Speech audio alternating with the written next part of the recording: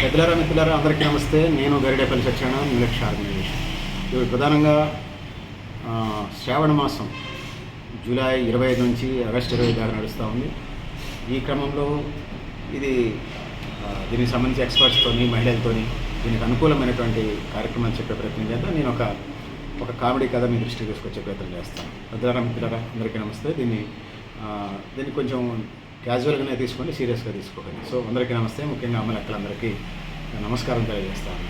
ముఖ్యంగా శ్రావణ మాసంలోనే ముఖ్యంగా వరలక్ష్మి వ్రతం అనగానే అందరూ 7 జన్మలకి తనకి మళ్ళీ అదే భర్త కావాలి, 1000 జన్మలైనా అదే భర్త కావాలని కోరుకుంటూ ఉంటారు. ఇది సహజం. ముఖ్యంగా భారతీయ సమాజంలో హెరిటేజ్ అండ్ కల్చర్ ఇది సహజంగానే ఉంటుంది. ఇదంతా జరుగుతూ ఉంటే పైన దేవలోకం అనుకుంటాం. మన హైందవ సమాజంలో దేవుడు అంటారు, దేవలోకం. దేవతలంతా పైన ఒక సమావేశం జరుగుతూ ఉంటుంది.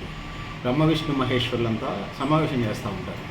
ఎందుకు అనే దానికి వచ్చినప్పుడు భార్యలంతా శ్రావణ మాసంలో వరలక్ష్మి వ్రతం చేస్తున్నారంటే ఎందుకు అంటే మళ్ళీ జన్మజన్మలకి ఆ భర్తలే కావాలి.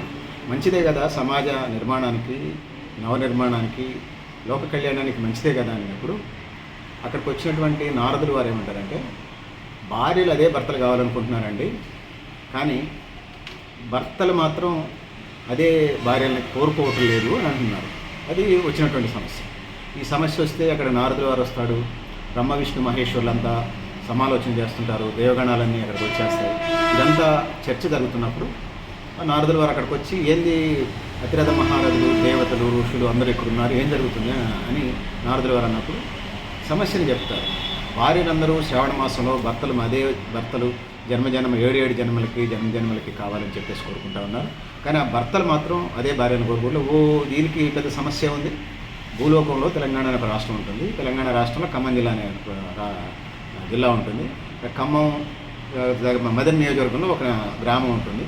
ఆ గ్రామంలో పలానా పెద్ద మనిషి ఉంటాడు, ఆయన్ని టీ అని పిలుస్తూ ఉన్నాను. ఆ పెద్ద మనిషి దగ్గరికి వెళ్ళండి, పరిష్కారం చేస్తాం. సో ఇంద్రగణాదులు, దేవదేవతలు, మహర్షులు, ఋషులు, యోగులు, సాక్షాత్తు నారదుల వారితో సహా అందరూ అక్కడ ఆయన దగ్గరికి వస్తారు. దేవతలకు పరిష్కారం కానిటువంటి సమస్య మనుషులకి ఎట్లా పరిష్కారం అయిందనేది కూడా తర్జన భర్గమడుతూ ఉన్నారు, రకరకాల చర్చలు జరుగుతూ ఉన్నాయి. ఇది జరుగుతూ ఉంది.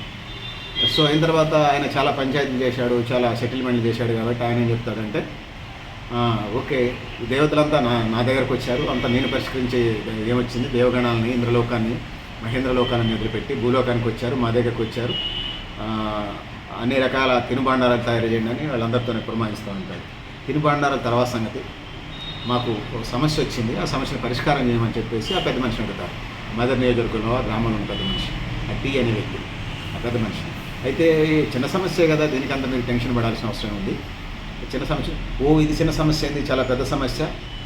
ఇంద్ర మహామహులు, మంత్రులు, ఋషులు, యోగులు, దేవతలు, ఇంద్రగణం, అనేక రకాల మహేంద్రలో కొందరు వచ్చినా కూడా ఈ సమస్య దానికి ఏముంది, ఇటు సమస్య ఏంటి, శ్రావణ మాసంలో వరలక్ష్మి వ్రతంలో భార్యలు వాళ్ళ భర్తలు మళ్ళీ కోరుకుంటున్నారు, అంతే కదా.